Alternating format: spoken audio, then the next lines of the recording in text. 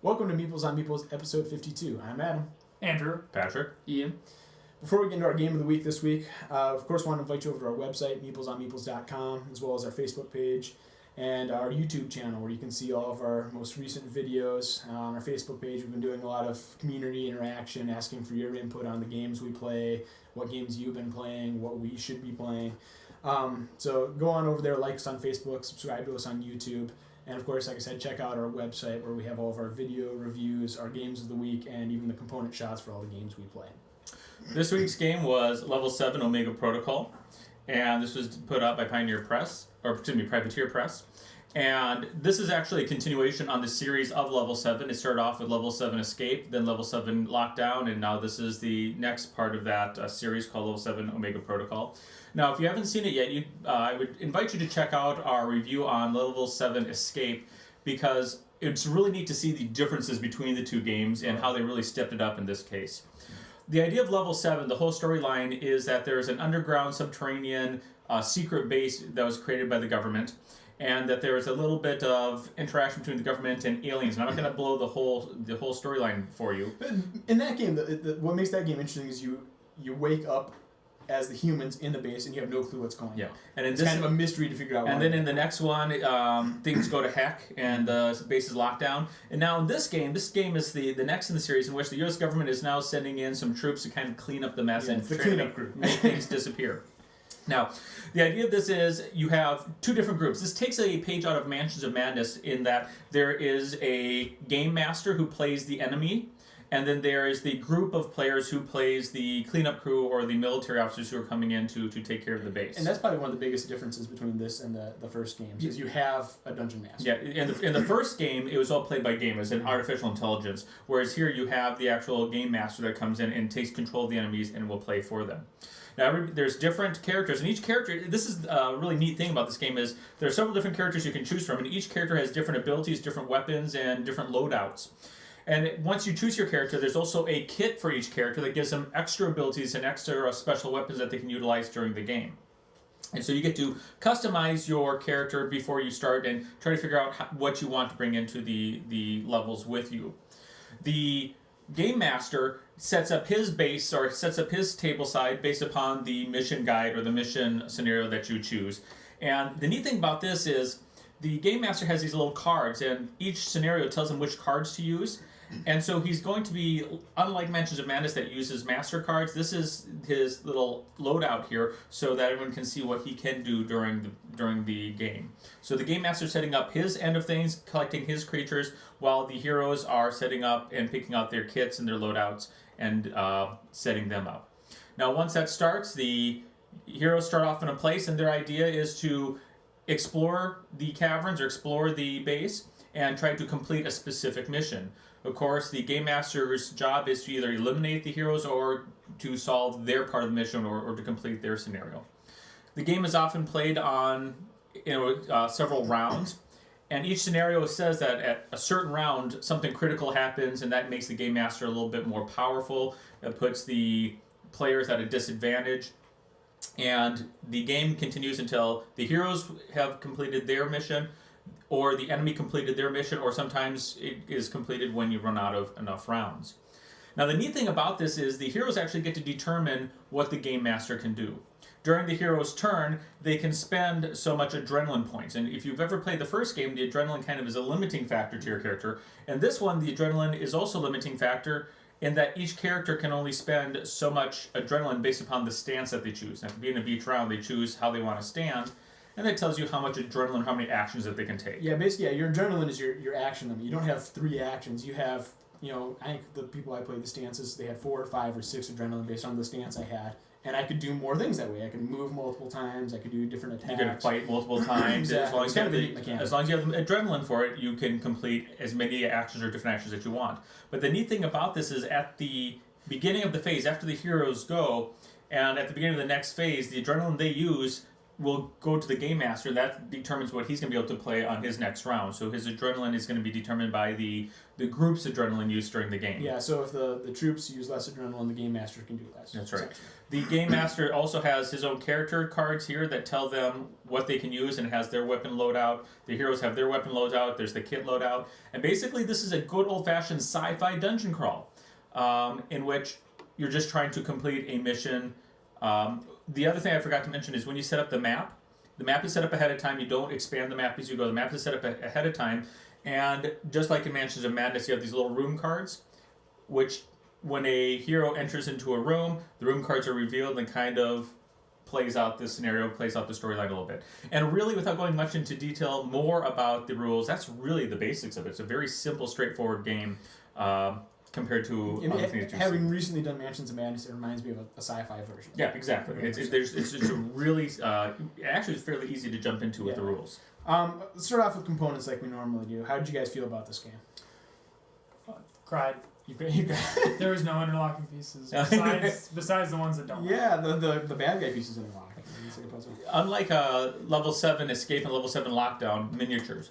Huge improvement. The problem we had with level 7 Escape and Lockdown is you had these big cardboard pieces that obliterated a lot of what you could see on the map. You know what would make these miniatures better? Paint? If they're You would also make them better if they didn't lean terribly in warp. They are some of the cheapest plastic I've ever seen. Yeah, they do have very, very soft... Now, the miniatures look great, but they are made out of softer plastic that you will have to reshape some of these. I mean, you got some of these... These are the two of the same guys, but... Well, here, let's look at this guy. He's supposed to be standing up straight. He's leaning at like a 90-degree angle, or a 45-degree angle there. I mean, they're pretty bad. And there's ways to correct that. He's got a jetpack on. He's going to fly away. But having said that, though, I'm much happier. Privateer Press has been known for their miniatures, and I don't know why they changed out in the first 2 games, but definitely a big step up in that they actually have miniatures. Yes, they are very nice. I like the player cards. We're always, everybody has their own player mat. They serve. I mean, they're serviceable. They're some of the cheaper player cards I've ever seen. It's like basically a 4x6 print, essentially, white on the back, very flimsy. But it's got the nice artwork on it. Your character's on there. He looks just like the miniature. It has a place for your stance card. Has your vital statistics, your weapon, what you roll for your weapon, some of your special abilities. So it's nice. It could have been a little higher quality, I think, but I don't know about that because with these, they're made in a way to where they're not really going to warp, like that's a thicker true. cardboard. And really when you have it sitting here, it doesn't need to be terrible. And as long as it doesn't warp and curl up on me, and yeah, that's true. I didn't have any issue. They didn't go really too far into like bringing you in the kit options and giving you that option as far as the placemats, or they didn't really give you a place to hold. They don't have places. They don't really everything. have everything, but you know what? It actually used the space that you needed it to You use. more or less put your adrenaline on your card. Right, There's there's some games where they have a spot for sure. it, but I never even use it anyways because it's constantly in play. So they really just did what you needed to do. The other thing I like about components is each character has their own stance set. Mm-hmm. Each character has their own kit set. So and each character, the the pictures, the kits have your picture on it. So it is totally a unique character. You are not playing a generic Space Marine. You are playing a specific character. And they're very different on what they can do. I mean, we had a guy, Andrew, playing the heavy, basically, where he could just take out anything in his path. And I played the stealth guy. I can't remember what it was called. But essentially, I was worthless for fighting, but I could run through things, open doors, and do things, kind of scout out the area really, really well. One thing I didn't notice when playing the game, sadly, is I just noticed it sitting here looking at the art on the map pieces. They are really well done, actually. I mean, there's like dropped weapons I didn't even notice before. Like a rifle, like a dropped flashlight. It's just really well done. I honestly hate that in games, though, when you see a weapon on the ground, you can't even pick it up. Like video games where the one thing about this, for Game Master, these are double-sided, but it's not really a double-sided map because a lot of these double-sided tiles have a symbol in them, and during the game, if the Game Master wants and he places the right cards, he can actually make you flip the card to the other side, and it totally changes. It's a different room. It's a totally different room, and basically it shows like false intel. You were told it's one thing and it's really another, and it really changes up and can really play to the Game Master's. It just has a really good art I like style. that though because you can just flip it over you pull the card and it says, no, it wasn't what it's supposed to be. Here's what it's supposed to be. You don't have to try and dig through the box and find something else to do. Yeah, I think it's a neat mechanic in that you thought you were walking into this room and all of a sudden the game master says no. All of a sudden there's a nest of aliens there that you have to battle. And Simplicity at its best. Yeah. And another thing before we move on, components, nice dice. I mean, they're pretty straightforward. They're, I think, etched in and painted too. So this is how you roll to see if you get hits, obviously. Cardboard chips, which are always nice to keep track of, and they give you plenty of adrenaline points. I don't think we ever ran out. Plenty of wound points, and of course the countdown timers are always a plus. We did kind of build our own banks though in front of our characters. I mean, as far as going spread across the boards, you have to reach across. Yeah. How about strategy on this game? I will start with the game master. Yeah. I did not play the game master really well. Unlike, I'll be very honest. I thought you did fine. Yeah, you guys walked all over me. That was brutal on some points. The game master, you really have to be brutal with this. Unlike Mansion of Madness, where I'll be very honest, it is set for the game master. The game master has a lot of power in Mansion of Madness. This game, since your opponent, since the good guys, since the military characters decide kind of what you'll be able to do the next round, you have to play a little bit more. Yeah, be aggressive. Aggressive, yeah. You have to be more aggressive, a little more strategy. I kept shoving my aliens towards them when they would spawn, and instead of grouping them together into the room you're supposed to go into and just letting them sit there, now that I think back of it, that would have been a much better strategy. So you would have to come in against waves of aliens.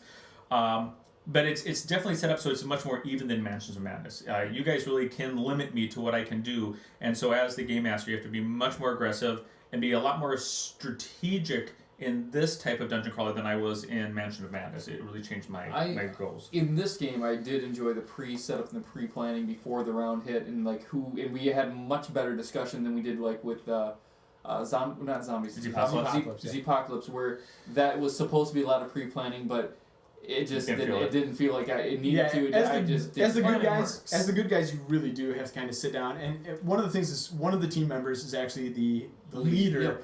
And they decide what order people go in. So you'll sit and talk it out. You say, well, do we want the heavy to go in first, or do we want the stealth guy to run in and open the door and kind of scout things out? And so you set up what order you go in before you even play anything. Well, the nicety is I get to pre-plan my own person before I even come into the game to say, or before we even pre-plan as a group. And then even setting up, you're kind of like, well, maybe we should really have this on your kit and then trade out and trade each other. Whoever is the team leader says you go first, you go second, you do this. It almost forces you to decide what you're going to do and plan it out versus going in and doing it. And that's what we did. Sticking together isn't necessarily a requirement, but you talk about it before. The game forces you to talk about it. And what works really well for us is you'd pick the order you'd go in, and then you have the stance cards you got to pick. So we'd pick the order first, and then once we decided the order we were going to go in, you'd kind of look through your 3 stance cards and ask the other team members, like, okay, should I use this one? Is this going to benefit us this round? Or should I use this? And then beyond that, you had your kits that we could use. Some of them were always active, but certain ones you had to activate separately. So then you'd ask each other, okay, what kit do I use? How do I use it with the stance? What's going to benefit us? So it requires a lot of pre-planning, and I'd highly recommend it. I mean, if you really plan well as the military, I think you're, like you said, maybe a little overpowered. You can do it really well. And that's something that I noticed is when you guys were working and you guys were clicking, I was really backed in the corner. That was kind of neat to see as the game master, in that you guys actually were communicating as kind of... You just need to get whooped. Yeah, it's kind of fun. It's really fun to see how you guys screwed me. But it was kind of fun in that you guys were starting to talk like, a combat troop. The leader was saying, okay, who's going to go first? And the heavy was like, I'm just going to take off this guy. You had, the reconnaissance specialist sneaking in. I mean, you guys were planning out like you would with a group. Yeah, you filled... The roles were filled, and there's very few games in which your character actually fills a role and it plays out that way. I think we're getting a little into likes and dislikes here, so why don't we jump into that? I mean, cause that's... I do have, I do remember, I told everybody, as a leader, I'm like, we're going to run. Everybody runs. And then Andrew's like, I don't want to. Sometimes you can't always work as a team. There's going to be some dissent in the ranks. You're going last then. It's like, we're going to run. You stay there and But again, it really... I mean, he didn't get to be able to run. He wasn't able to run far in the first place, but everybody else was able to get out, and he kind of got left behind. And so, but it really hurt the group to just not plan around him. I think it would be safe to say one of our likes is, I guess maybe the theme really plays out well because you play the role. Now, you're our theme guy. I mean, to me, this theme really, you felt it. I felt this theme, yeah. No, I totally enjoyed the theme itself because it really draws you into where you're at. It makes you feel like every time you open, there's a lot of locked doors and things like that, and it'll say you have to do such and such to unlock this door, or this door won't open. Now you have to backtrack all the way around. It just really makes you feel like you're stuck. And you have to find the end to get out. It does, like we talked about in our Mansions of Madness review. It's one of those games that really draws you in. Mm-hmm. Like it's, every game has a story, has a theme. Some better than others, and this I'd say is one of the better ones. You play your role. Like I was the stealth guy, so I always knew I'm going to be the one sneaking in doing this. He was the heavy. You were the team leader. I mean, we all knew what we were supposed to do.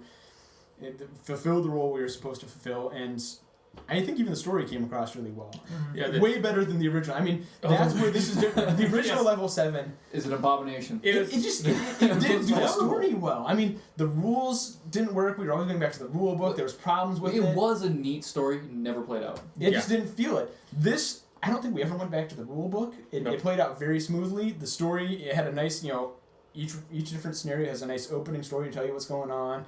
It plays out when you find things across the board. I mean, you just feel involved in it. The first one just never did. What are the four-legged dudes?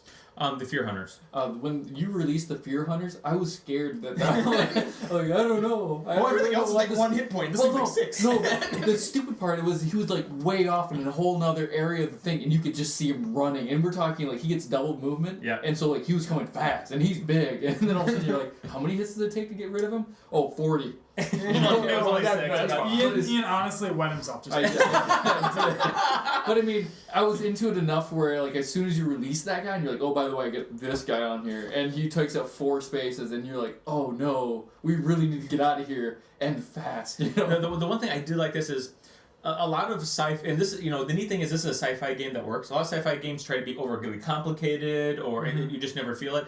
This is a very simple, straightforward, play the map sci-fi game that really. We've already talked about it a little. The components nicer again than the original level 7. Just a little bit on the cheap side still because of the the soft plastic and being warped, but there's not a lot I didn't like on this game, to be honest. I agree with Pat though. It didn't feel gimmicky. I think is that what you're trying to get? Yes, exactly. It didn't feel hokey. It didn't feel overdone. It just didn't feel gimmicky to where this is what it's supposed to be like. It played out nice. It felt good. All right, why don't we jump into our reviews? We do a 1 to 10 scale. 1 being terrible, 10 being great. Andrew. Oh, well, I wish I'd watched my original view of level 7 before. I honestly don't remember. You gave it a 14. Wait, are we doubling scores? We're doubling scores. We're doubling. Double down. Secret episode, double scores. No, I would say I'd give it a 7.5. And the only reason that it's not a full 8 for me is that you'd have to fix the characters, boil them in water and whatnot. Otherwise, everything else is great. Once Pat paints them, it'd be great. It'd be awesome. But even right now. one of the small things that they've done is not necessarily even that you can't tell which way your character's facing, but there is little arrows to tell you that that's right. If you're specifically doing this, like you have a cone of where you can attack. So you can't just be in a room with a guy and be like, I'm just going to shoot him. The problem being like that one over there, I can't tell where its arrow's at. Because he's standing. He's actually standing. It's right there. I'll have to. If you painted it, I'm just painting. Yeah, painting would take care of that. Hey, it's nice that they're on there, even though you can kind of tell which way the guy is facing. They did put a lot of small details into it, which just really stood out. So I enjoyed it, and I'm gonna give it a 7.5. I'm gonna stick with the 0.5. I'm gonna go an 8.5. I really like the game. Components are a huge step up from the first one, even if they're not perfect. Art style is really good. I mean, even the player cards, the detailed character on them. Like I said, the details on the map that I didn't even really notice the first time we played through it, as far as the little flashlight laying on the ground, the guns, the details of the miniatures. It's a complicated game to a degree as far as a dungeon crawler, but there's not a lot of components. I mean, you can play this really kind of in-depth game, and there's the adrenaline, the wounds, your player mat, your character, and the bad guys. And there's not a whole heck of a lot else. It's a very simple, works really well. As I've said in my past reviews, rules are a big thing for me. once we learned the game, I don't think we looked at the rule book at all. It just works really well, very smoothly. It's a lot of fun, great theme. I just highly recommend it. I love this type of game. I actually will give this a 9. Couple things could be improved. You know, I could dock it off to an 8 because of some of the pieces are a little bit weak. And not painted. And not painted. Yeah, I know. I think, like everyone have said before, it clicks, it works. I know there's a lot of people online that complain about the line of sight rules a little bit wonky, that you can kind of see around corners. But I say that these guys are really trained soldiers, so they can peek around corners and take those shots. You know, that didn't bother me as much. The one thing I did like really well is the mission guide. There are a ton of missions on here. Yeah, that's a good question. How many are there? Right now, and of course, you know, they're going to come out with more. They're going to come out with expansions, but right now there's 9, I think 10 missions. They never came out with expansion from the original game, right? They had, there's 9 missions on here. They kind of do. It's a expansion box. They shouldn't have. Yeah. They should have just done this. They should just stick. But did this original. It has 9 here. They already have plans in here. They have some tokens for future expansions, so they're already planning ahead. I can't wait. This is one that I will want to buy the expansions for. So, and the scenarios actually are very, very connected to each other. So you get a really nice feel of a very, very good theme play. And one other thing I want to jump in on is it's a great game and it plays pretty quickly. Yeah. I mean, if you're looking for a Mansions of Madness type game, and I know I've said that a bunch this review, it's that type of game, but it's a much quicker setup, much quicker takedown, and a much quicker play. So you like Mansions of Madness? I love Mansions of Madness. That's a great game. I didn't know if that would but keep this across. I think I give that a 9 too, and I give this a 9. And I also love the theme. It's a sci-fi theme. You don't see that much with this type of dungeon crawler. It's really cool. I mean, you get like Gears of War, but it's oh, painful. I like the 9. I like the 9 a lot. It was fun to play. The only thing I did kind of get near the end was after a few games or whatever, you kind of just felt like, yeah, I can move on to something else. That was really the only other thing, just because it was very intense and very driven, and you're into it. You just can't take a lot of it in one night. You want to just move on to something else. 1 or 2 scenarios a night, and you continue on. But it would be fun then again, like next week or whatever, and doing the expansions. I'd do them all. It was awesome.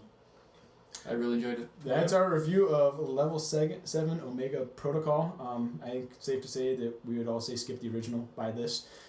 Check us out. Burn the original. Burn the original. You could play this around a burning copy of the original. Yes. But check us out next week for our review, and we'll see you then.